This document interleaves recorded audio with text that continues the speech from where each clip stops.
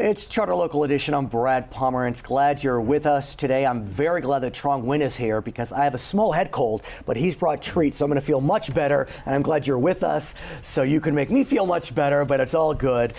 Trong, thank you for joining us. We appreciate it. I want to speak with you about your efforts to improve the health of all of us. Your company, Foods 2.0, and your focus is on sugar. Let's talk about sugar. What can you tell me about your concerns surrounding sugar?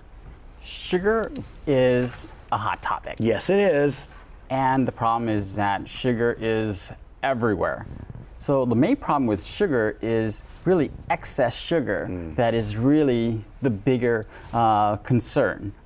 And let me ask you about excess sugar, because we know that sugar obviously is added to many products, but there are natural sugars, yes. Fruits, apples, oranges, lemons. I presume even some vegetables have small amounts of sugar.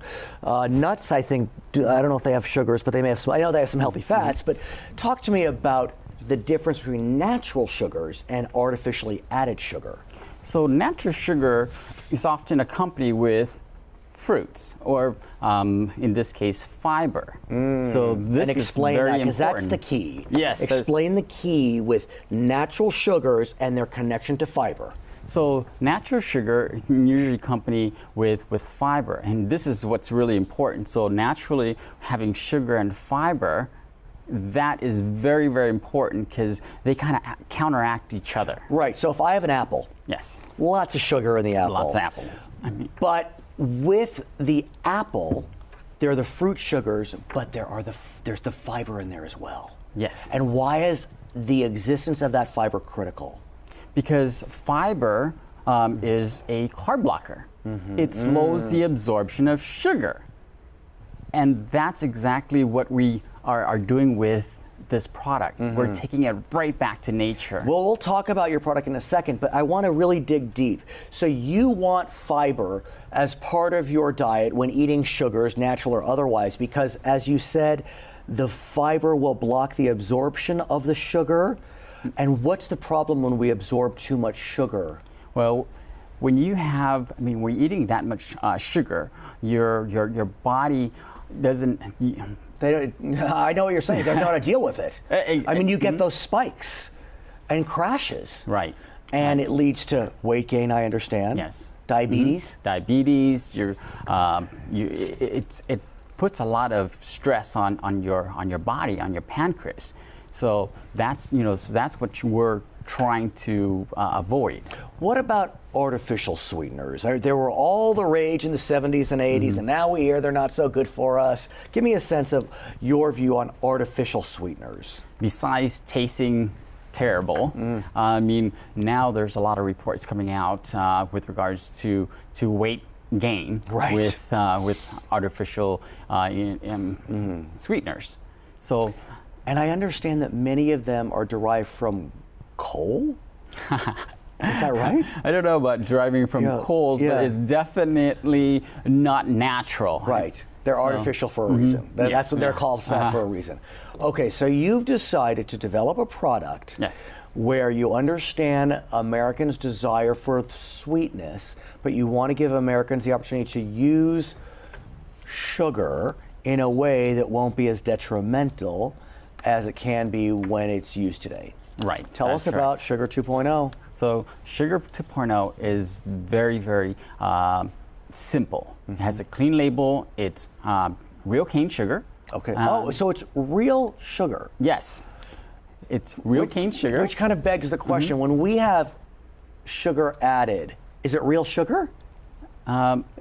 Not necessarily. Right. I mean, just in products, not when we add it to our coffee, but in cereals and potato chips. Are they adding real cane sugar? It could be real cane sugar. It could be fructose. There's a lot of different. Fructose is questionable. Yeah, questionable. I've heard that. Okay, so this Sugar 2.0 does have real cane sugar in it, but what else does it have? So it's 50% real cane sugar. The other 50% is actually soluble fiber.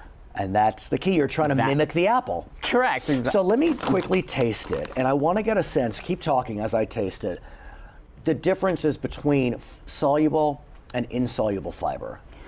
Insoluble fiber is what a lot of people are know fiber to be the roughage, right, to help your body kind of cleans itself so out. If we're having difficulty eliminating, we may buy a product over the counter which will help with elimination, and that would be insoluble fiber. Insoluble. Which means it doesn't get dissolved. Correct. It gets right into the digestive tract and helps you eliminate more easily. Yes. Okay. So, and soluble fiber is? Soluble fiber is just that. It dissolves, right? So just like the sugar, it will dissolve when you put it in your tea and coffee. But what the health benefits on this is it's associated with heart, cholesterol, diabetes, even with digestive health. So when you eat an apple, what fiber does it have in it? It has a combination of both. And this has? This has the soluble fiber. So I'll just say it directly. It's not going to cause a bathroom emergency. Is that fair? It won't cause a bathroom emergency. But even soluble fiber does help with digestion. Correct. And it helps with elimination. Correct. So how is the product moving? Are people taking kindly to this notion? Because look, fiber is a loaded word. You know, talk to me, because you got to make that distinction. Right. I mean, fiber, everybody need fiber. Right. So that's a very important product. And, you know, now there's people know that they need more fiber. It's just not convenient at times. Right. And so what we're doing is, you know, sugar is used everywhere and every day. And so by combining the two, we're making it very convenient, very simple for any consumer to use. So you and your team were kind enough to bring cookies, which are made with Sugar 2.0. Right. Tell me about the cookie as I taste it. Okay, so the cookie itself, we actually use a local baker, and we asked her to switch out the sugar that she would normally use in the cookie and replace it with our sugar. Don't change the recipe. Right. Use it 1-to-1, and this is, and so she made a couple of different cookies for us. So I will tell you, if you didn't tell me that this sugar substitute was used, I would have never known. It does not taste any different than any other cookie I've eaten, but more importantly, it doesn't taste, I know it's not a bad word, but dietetic. It doesn't feel like it's a sugarless cookie. You know, you can taste sugarless cookies and they're okay, but they're not great. If I was craving a sugar cookie, I'd be good with this. I'd be okay with this. So that says a lot, because obviously you want to be able, you know, for people not to feel as if they're being denied their, you know, their sugar fix. Here is a muffin. This is another cookie. Yeah. It just got some frosting on top. Okay, I like that. It looks like a muffin. We'll call it like a mini cupcake. What's this made of? This is butter. Like butter pecan. Yeah, butter pecan. There's butter pecans on there. This is phenomenal. This is phenomenal. I happen to love cookie nuts. I like the nut flavor, and this is very nutty. And again, I don't feel as if I am eating a cookie that is for those that are trying to restrict their sugar content. It tastes just like any other cookie I would get at the store. So I guess what I would say to you is congratulations. Maybe you found the magic formula to get people to limit their artificial sugar intake. I wish you only the very best of luck. His name is Trong Nguyen. He is the founder of Foods 2.0. His product is Sugar 2.0. My name is Brad Pomerance. You're watching Charter Local Edition.